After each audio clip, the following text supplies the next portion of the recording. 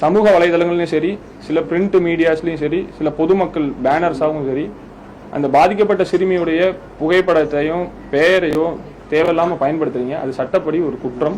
இது வரைக்கும் 6 வழக்குகள் நம்ம பதிஞ்சிருக்கோம். 23 section 23 of POCSO act.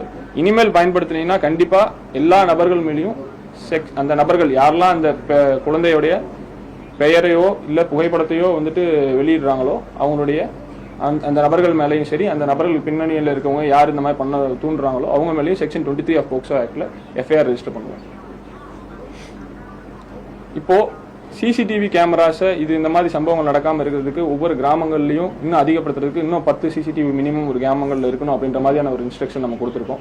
Police public கோஆப்ரேஷனில் ஒவ்வொரு வில்லேஜுக்கும் அதிகப்படியான சிசிடிவி கேமராஸை இன்ஸ்டால் பண்ணுறதுக்கான வாய்ப்பும் இருக்குது. ஒவ்வொரு கிராமங்களுக்கும் பிங்க் பீட்டா வந்துட்டு பெண் போலீஸ் விமன் போலீஸை வந்துட்டு மார்ச் பண்ணி இன்னும் குழந்தைகளுக்கும் சரி பெண்களுக்கும் சரி ஒரு பாதுகாப்பான சூழ்நிலையை உருவாக்குறதுக்கு தூத்துக்குடி மாவட்ட காவல்துறை எல்லா முயற்சிகளும் எடுக்கும்.